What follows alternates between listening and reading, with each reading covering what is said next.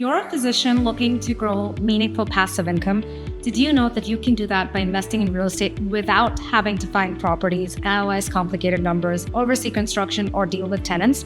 In 2020, after working 10 years as a radiologist, I realized that if I followed the traditional method of investing in the stock market, it would take me until my 60s to be able to retire. So I deep dove into real estate investing, and by the age of 41, I had 6 figures in passive income from my real estate portfolio that allowed me to cut down to a day a week in medicine to spend more time with my young family. I've since gone on to help over 15,000 other physicians learn about earning meaningful passive income through real estate investing. And here's the best part: even when you invest in real estate syndications passively, without getting involved in the day-to-day work, you still get to benefit from 2 to 3 times higher returns, including tax-free cash flow day one. So if you're done with working harder, taking more call, and living frugally, and are ready to put your money to work for you, book a call with our team at gwcapital.com.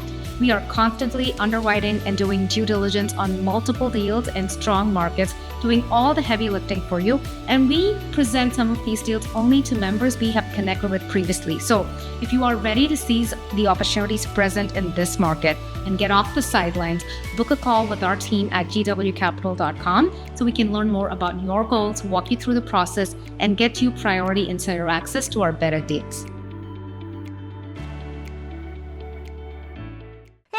I am super excited because today I have with me Clint Harris. Clint is a real estate investor, seasoned real estate investor, invested across multiple asset classes. He's general partner at Nomad Capital.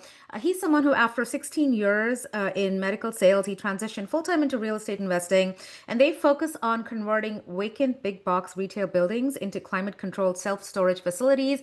We haven't really talked about that asset class, and so I'm really excited for all the valuable insights that Clint brings in here, and also his experience as a real estate investor. He's just worked through multiple asset classes. You know, the economy today is not where it was 4 years ago, and I can't wait, Clint, for you to share with us insights about the fundamentals of the self-storage asset class and everything that's shifting in the market right now. Thank you for being here.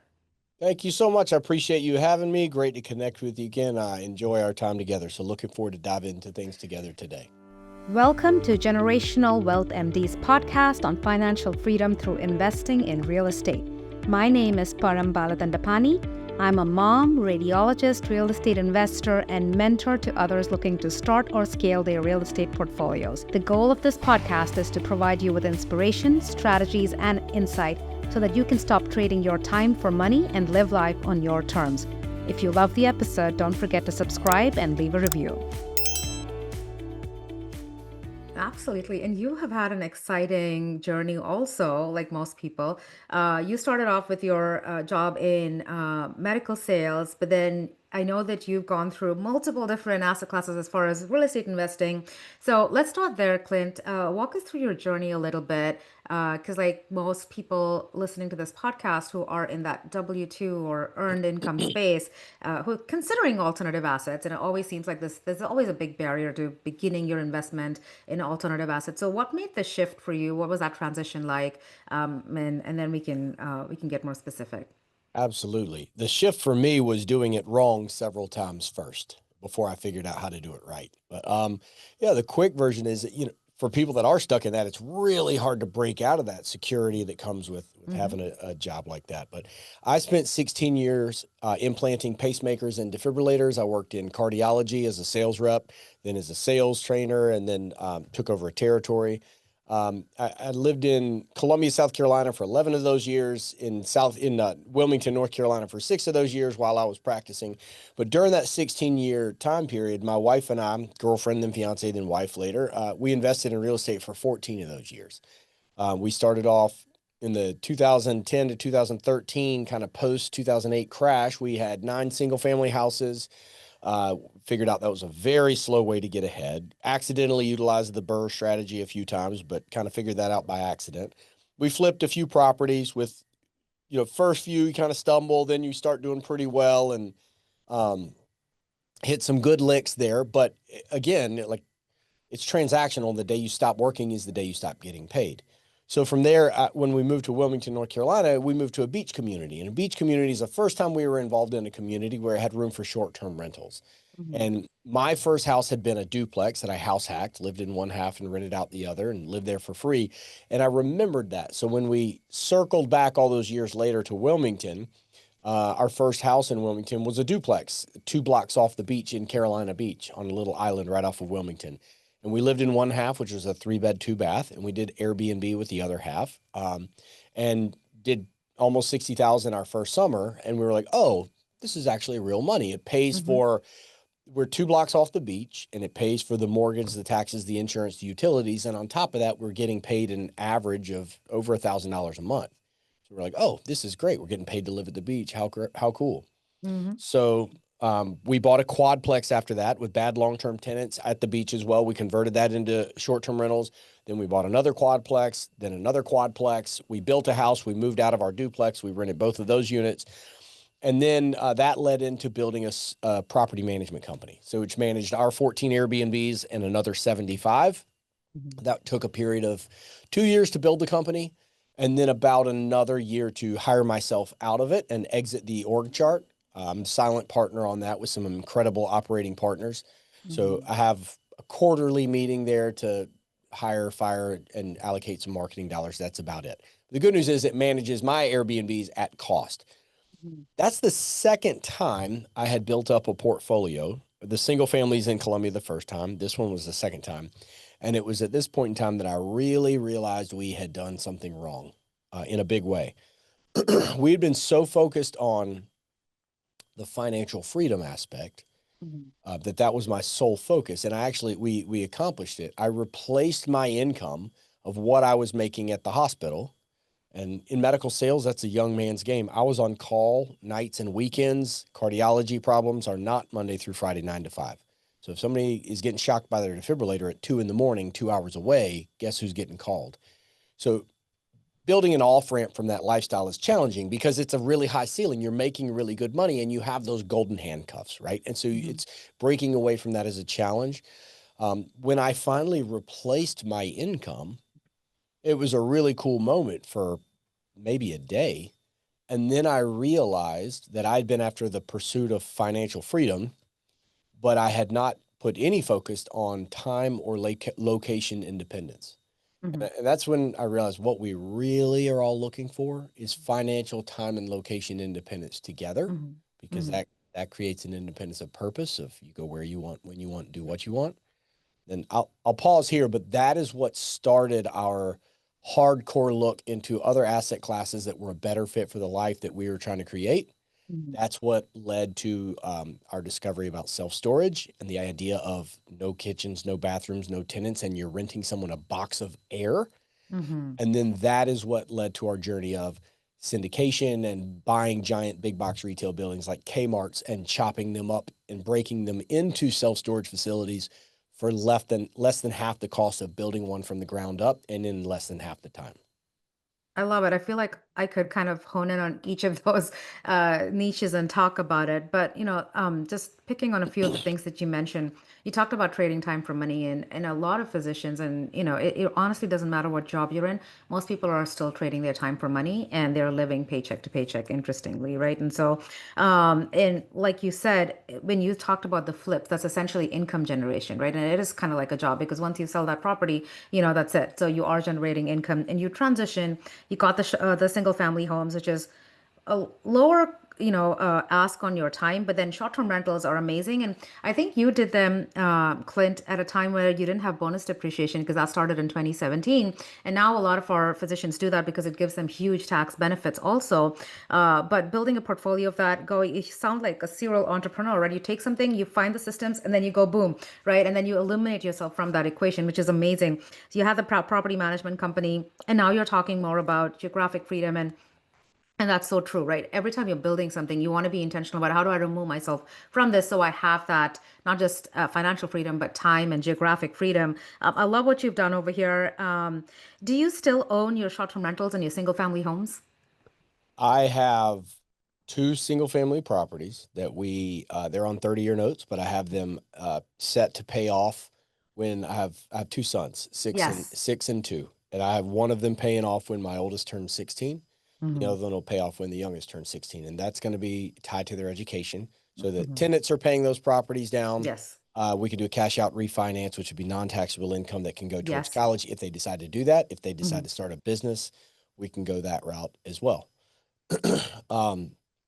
Outside of that, we just sold one of our quadplexes. So I still have Mhm. 10 short-term rental units now.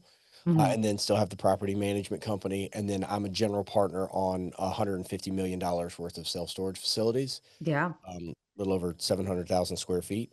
And then we have 2 more under contract right now. So That's amazing. kind That's of amazing. winding down the single family properties. I'm going to be liquidating. I've got one of my quadplexes that's built right on the beach. I just listed specifically towards the end of the year because 1031s and cost Yeah. seg is very popular right now. Yeah. Yeah. So liquidating that because I'm entering my peak child rearing years, and Mhm. the Mhm. entire purpose of achieving financial independence and then tearing that down and circling back to focus on financial time and location independence Yeah. is because I want to be available for the most important things in my life, which is my wife and then my children and then my family and the community around me.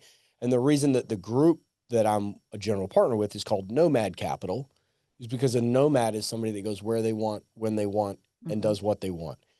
And what that freedom looks like is going to look differently for everyone.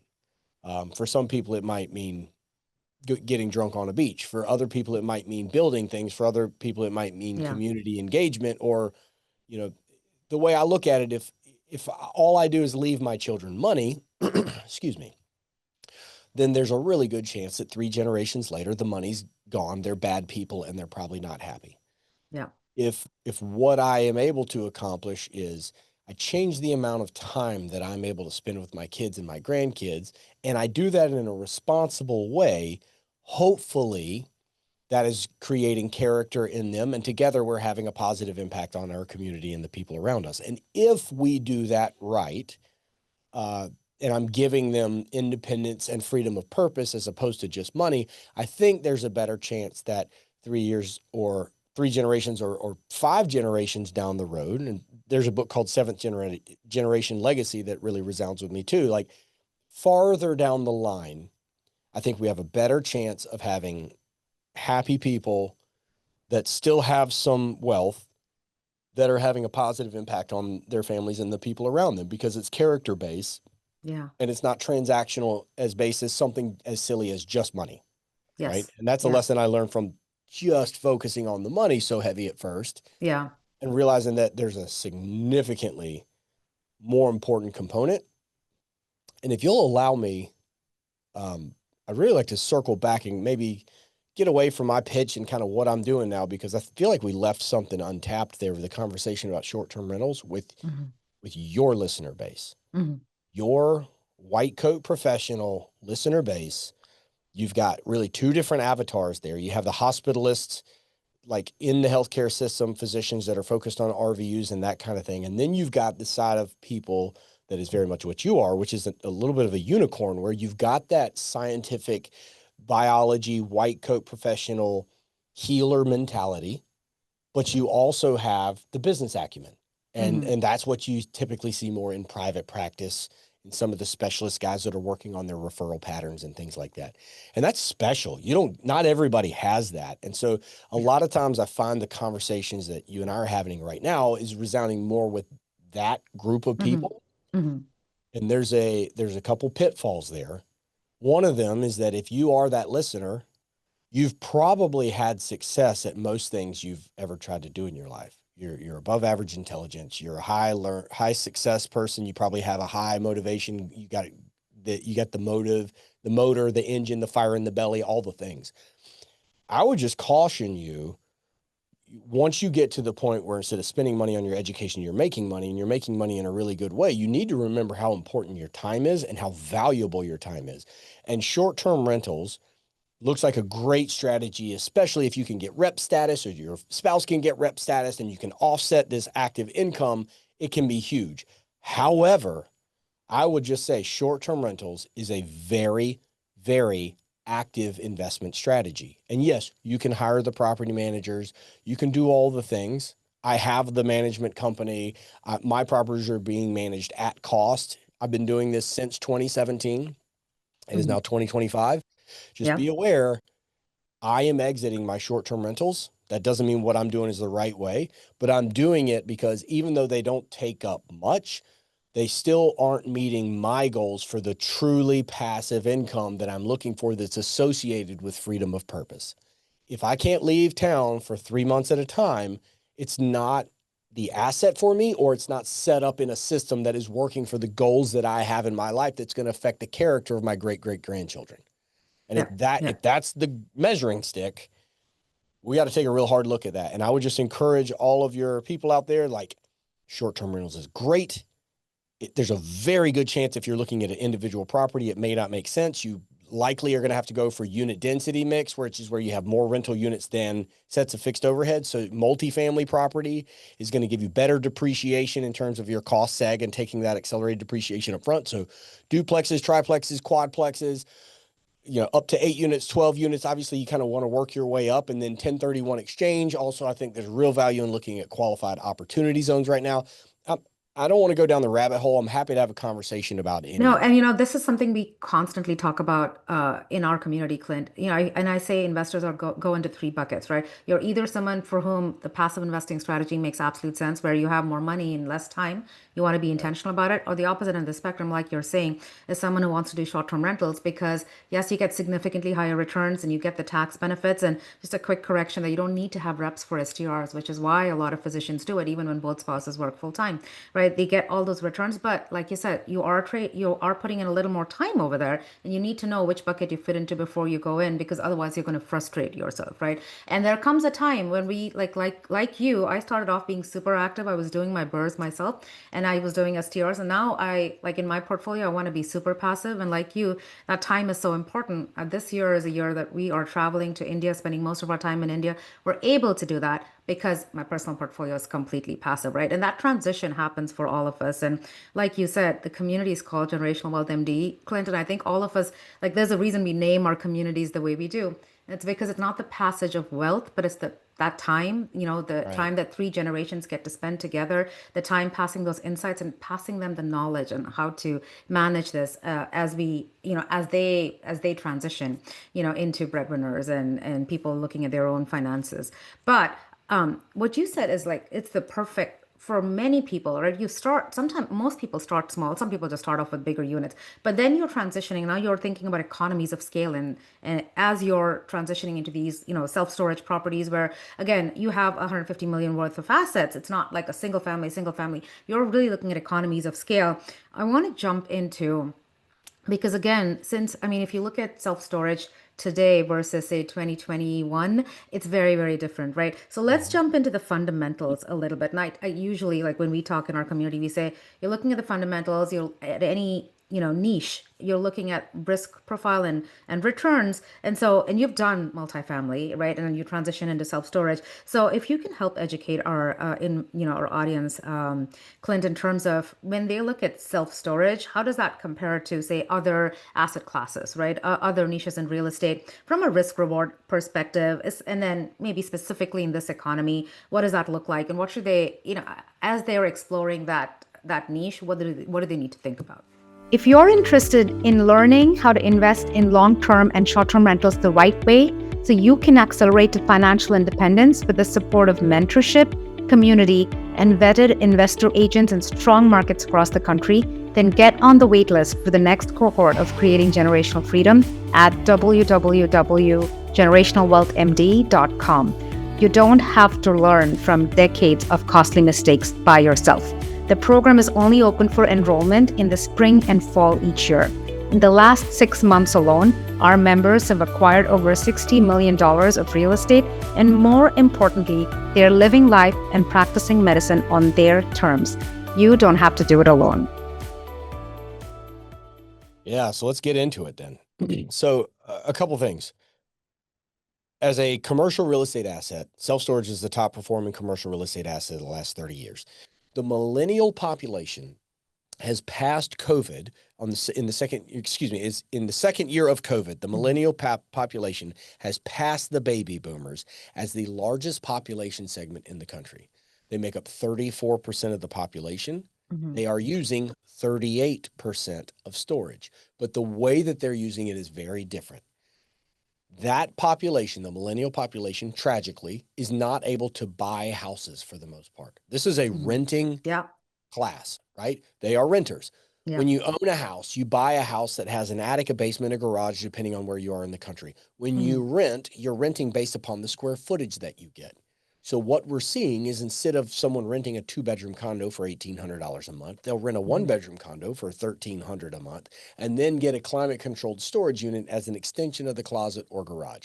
They still have things and stuff. They don't have as much stuff as the baby boomers. Think about as people have had parents and grandparents that have passed and you got to do an estate sale and clean out that house. It is a nightmare compared to the younger generation that is moving more often, turning things, and they can't afford the space to put their stuff. They still have lifestyle items, but think about the Instagram lifestyle, right? It's kayaks and mountain bikes and snowboards and fishing rods and waders and tennis rackets and it's winter clothes. So what's happening is that consumer is using climate controlled storage as an extension of the closet or garage. What that translates to, if you, me, any of your listeners are thinking about doing or investing into self-storage themselves these days, I don't care if it's one of my deals or not, what you need to be aware of is that what you're looking for is safety, security. It needs to be well lit. It needs to be secure. It needs to be centrally located. It has to have great visibility. It has to have good vehicle traffic count, and it has to have quick and easy access. I mean, QR codes on the door, touch screen kiosks, the ability to find it on a website, to book a unit by your phone, to schedule clean out of a unit through your phone, anything like that. The consumer has changed. We still have to make it simple enough for that baby boomer consumer because we're still getting some of those. But the lion's share of what we are looking for is younger population. That consumer is in and out of the property more than 2.5 times a month, where the previous consumer was in and out average of 2.6 times per year. These people are in and out almost that much every month. That does not include small businesses that have closed down that are now using climate-controlled storage as either storage or as a micro distribution center. Those people might be in 12 to 15 times a day. You never know. So sometimes you have to give them a special code because they need to get in all hours of day and night if they're in medical sales or something like that. You never really know. So my point is the consumer behavior is dictating the product and the product is dictating the location. We are focused on secondary and tertiary markets across the Southeast. We're based in Wilmington, North Carolina, but we're looking at North and South Carolina, Tennessee, Virginia, Georgia. And here's the trick. That's all about self-storage. Here's the part that we do that's a little bit different that some people love and some people hate. And I'll be honest about all of it. Yeah. You're going to talk about the conversions. Give me 1 second, Clint. I really want to go into that because what you're doing is unique to this market cycle. And in most operators, if you're using old models, you're really not getting the returns, and tapping into different value add strategies are excellent. I really want to talk about asset class conversion, which is what you do. We're talking about due diligence. You gave us so many great pointers, Clint. You talked about, is it climate controlled, access, visibility, think about your consumer and the landscape changes.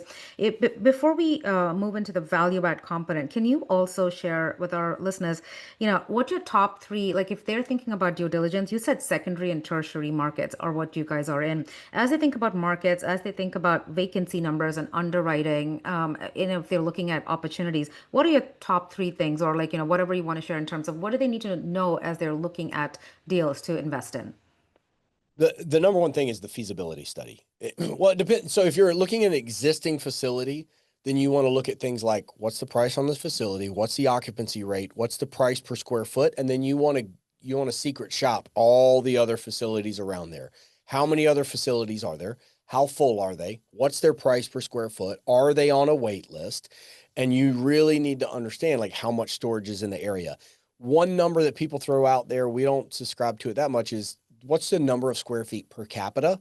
And 8 square feet per capita is kind of a standard that has fallen into place in the industry. Anything below that is very little in terms of square footage in the market. Anything above that can be considered high, but within that 8 square feet, you really need to know how much of it is climate controlled. Like we bought a Kmart that we're closing on in 3 weeks. This will be our first Kmart conversion. It's got 4.9 square feet of storage per capita in the market, but only 1.9 square feet of climate controlled.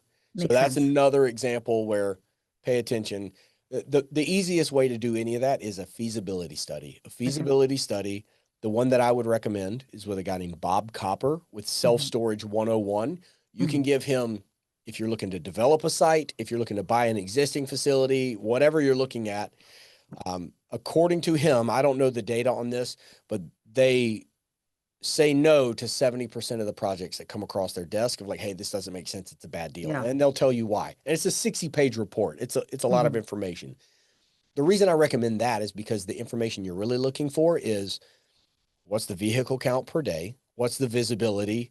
What's the residential density in a 1, 3, and 5 mile radius? We want 10,000 people in a 1 mile radius, 25,000 people in a 3 mile. We want limited storage in the area. We want high price per square foot. We want a wait list. We want no competition in X amount of miles, all these things. And the reality is it's a classic who, not how. Your listeners don't have to know how to do all that. Yes, absolutely. They just need to know who does. And Bob Copper with Self-Storage 101 is a great place to go. And that will give you kind of an idea of, he's going to give you a grade, like the gladiator thumb, right? He's holding it out and it's either going to go up or it's going to go down. He's going to give you a thumbs up or a thumbs down on that project. And that's probably the best place to start. A good place to start. And then what are you seeing in terms of supply and occupancy numbers compared to, say, 2021 versus what you're seeing in the market right now, Clint? Very good question about supply. So the interesting thing is on the microeconomic level, what matters is about a 7 mile radius.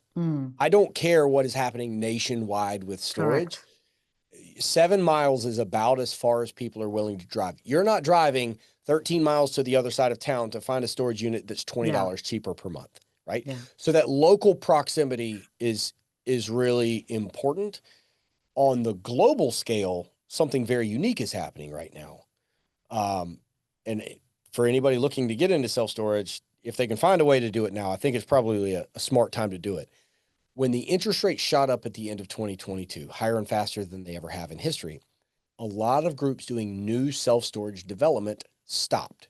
And we saw the same thing in 2008. It is mirroring the data almost exactly. New development of self-storage hitting the market at certificate of occupancy is a lagging indicator. Right now, for someone to do a new development from the ground up, the average timeline is 2 years and 10 months. So when the market rate shot up, some people were already started, and so they're continuing to kick out product for the next 2 years.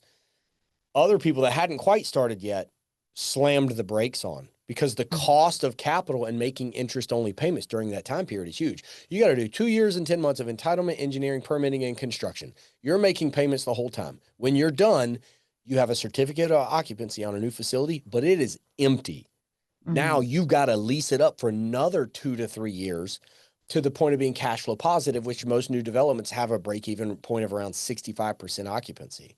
So what happened was they stopped. And new self-storage development hitting the market last year was down 8%.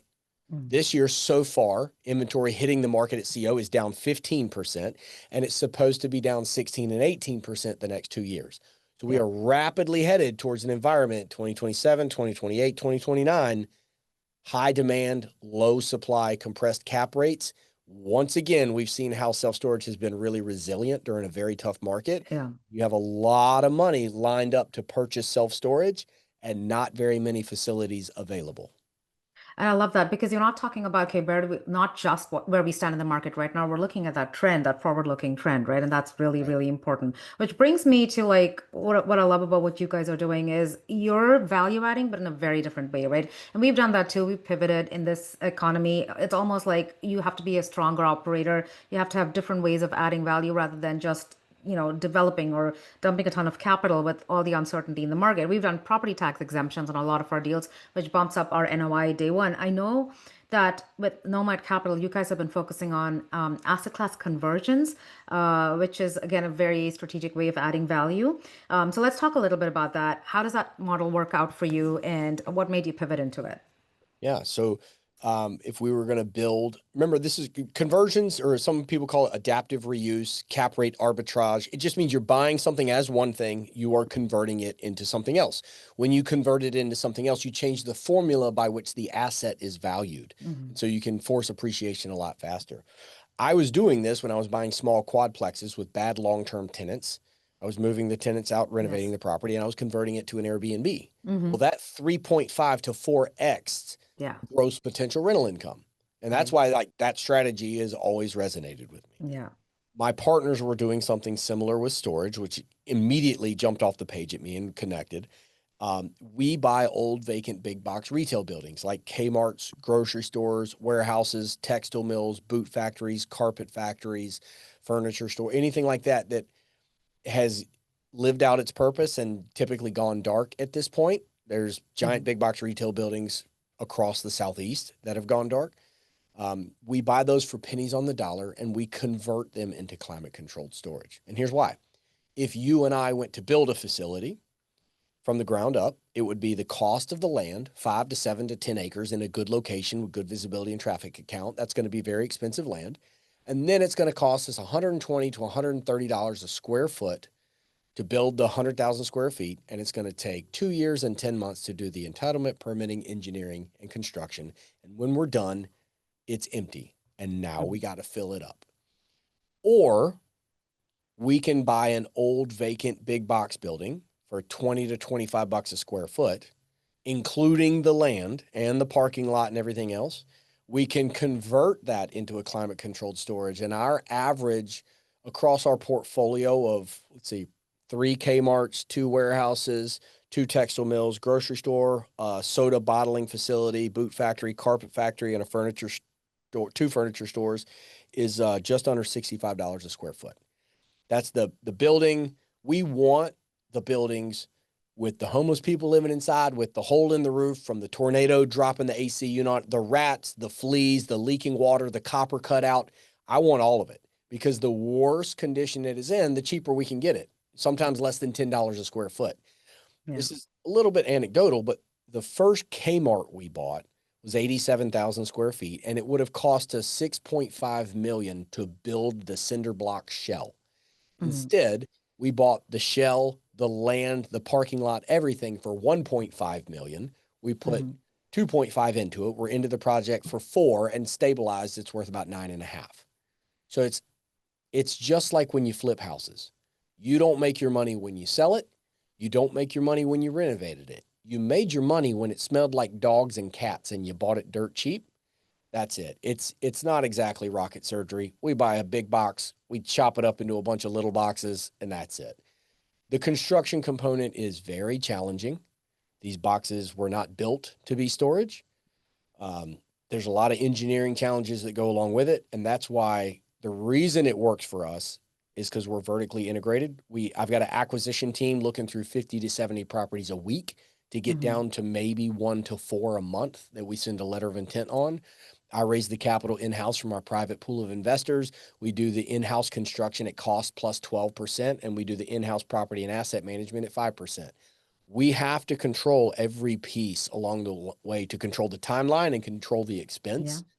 But if we are able to do that, what we end up with is a dozen self-storage facilities for half the cost of new development and in less than half the time. And we're one of the very few groups still able to crank out new product right now when so many other people have slowed down, and we are headed towards an environment of low supply, high demand, compressed cap rates.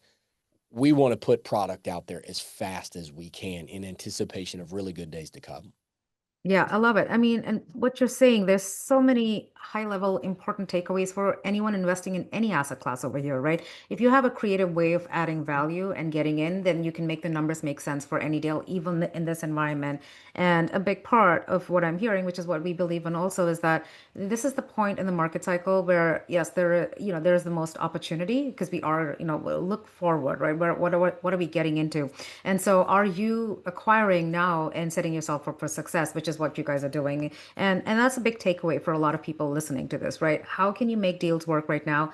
And are you know, letting fear sit in the driver's seat, or are you being intentional about looking at the fundamentals, looking at the trends, knowing where we're headed, and you know, really leaning into the opportunities? I feel like we could go on and on, Clint, but in the interest of time, I'm gonna you know, wrap up with one final question.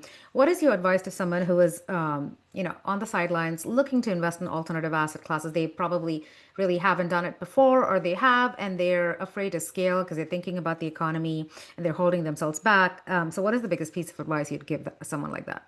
Yeah, in terms of the fear portion and holding yourselves back, I get that. The reality is it's, you know, are we going to have a recession? Are we not going to have a recession? I can answer that for you. Yes, we will. We always will. We always have a recession that is on the way. What I would challenge you with is that risk is a muscle, and what you work on and what you feed is what gets stronger. Not risk for the sake of risk, calculated risk. Risk is a muscle, and the more that you work that muscle, you understand the fundamentals are the same. Maybe this project has a few more zeros, but it's not that different from flipping a single family house or a small multifamily. So I think risk is a muscle. So if you find yourself with that analysis paralysis, finding an operator to partner with that can take some of that fear away from you is a great first step. And just understand fear is a muscle. You got to continue to work it. Now, with what you just asked about alternative investments, I would say this. I think most people do it completely backwards. And this is going to keep people from investing with us and our deals. And that's great. I don't care. What the most important thing is that people figure out what's important for them. What I mean by that is the regular flow is you hear a guy like me, oh, they're doing self-storage. They're buying Kmarts and converting them. That's really cool. Oh, this one's in this area. It sounds like a great deal. This is a return metrics. Yeah, that sounds great. Hey, honey, look at this. What do you think? Let's do it. That's the totally wrong way to pick an investment, in my opinion. In my opinion, it should go like this. I'm sitting down with my spouse, my partner, and I'm saying, hey, what's important to us? What's important to the time, location, and financial goals that we have? What are we trying to accomplish with our time on this earth? Once we have clarity on what we want to do with our lives, then we know what we need to accomplish to get there in terms of our investments and our investment strategy. Once you know where your goal is, then you should be looking for operators that have a similar goal in terms of timeline. Is it a long-term vision? Is it short-term? Are you retiring in 3 years, or is this money that you don't need to see back for 7 or 10 years or whatever it may be? Know that first, then choose an operator that meets your standards for ethics, morality, communication, core values, and timeline. Make sure those line up. If those line up, then you want to start looking at asset class. What's an asset class that appeals to you, that makes sense? And then once you find that, then you can start looking at individual deals. But you know right away if that deal works for you, not because it is or isn't a bad deal, because you know what your goals are, because you know where, you know, direction determines destination. You need to have a roadmap as to where you're going, because that's the only way you can work backwards and find out your path. If you're just looking at deals and say, this one looks good, and you're jumping on it, I don't think you're going to be happy with where you end up. You need to choose where you want to end up and then work backwards from there. And don't listen to guys like me, like, hey, I got a flashy deal. Take a look at this. This sounds awesome. Yeah, maybe it does sound awesome. And maybe you work through the process and you find that, yes, it does meet the goals that I have, and this does fit our timeline. But the safer place to start is with your family and with your goals, and then get exposure to people that have the level of communication and transparency that's going to meet your standards, and then start looking at deals, assets, and return metrics. I love that so much because it just shows, Clint, that you're an educator at heart. We talk about this all the time. Know what your buy box is, because it can be very confusing when deals are thrown at you. You know, what's in my hold period? What risk profile am I looking at? What's my risk return profile? What cash flow important, or is it equity growth? And that's what you're highlighting, which is like brings people back to this is where you begin and then you go from there. And I love that. How can people get in touch with you, Clint? I know you have a podcast and you have other resources. How can people get in touch with you if they want to learn more? I do. I've got a podcast called Truly Passive Income. I don't really care how many people listen to it. It is a way for me to identify really successful, incredible people and connect with them in a meaningful way and build relationships. And that's how we connected. Thank you for Yes. your willingness to be one of the guests on my podcast. It was fantastic. And that's the point, right? How do I connect with people that are put myself in a situation where I'm the dumbest guy in the room? And that's something that's been a great tool for me. I encourage anybody else out there to think about starting a podcast. But that's one place. The easiest way to get in touch with me or anybody else on my team is just our website, nomadcapital.us. You can reach out to us there. You can schedule a call. I'm happy to connect with anybody about Airbnb or anything else. Thank you so much for doing this, Clint. This was so educational. I feel like sometimes we rush through things because you had so much to say in terms of due diligence. But for the sophisticated investors out there, that's super helpful, all those tidbits. And I just love doing this. Thank you again. Thank you. Yeah, of course. Thank you. I appreciate you letting me be here. And that's a weakness that I have. First of all, I'm an 11 on the That's like me. extrovert I scale. totally understand. I'm like, how Yeah. can I, like, it's like drinking from a fire hose, right? I want to give you everything, but Let me tell you, I'll leave you with this. Let me tell you why I get really excited about this, and I'll tell you why. Because it has changed the financial velocity of my life, and I switched from trading away my time to pay for someone else's days off to helping other people achieve the same thing that we've achieved, which is an independence of purpose. And it changes the amount of time that I get to spend with my wife and with my boys. That's why I get excited and I can't stop talking about it. And I talk too fast and I'm an extrovert and it's a problem. And everybody that knows me knows it, but it's coming from a place of genuine hope and love for people and that they find something else. And this is not a silver bullet, but syndication or storage is a tool that everyone should have in their tool belt for the day when you decide that your time is worth more than anything else. I love it. Thank you so much for sharing your wisdom, Clint. Thank you so much for having me. I appreciate the chance to connect with you again.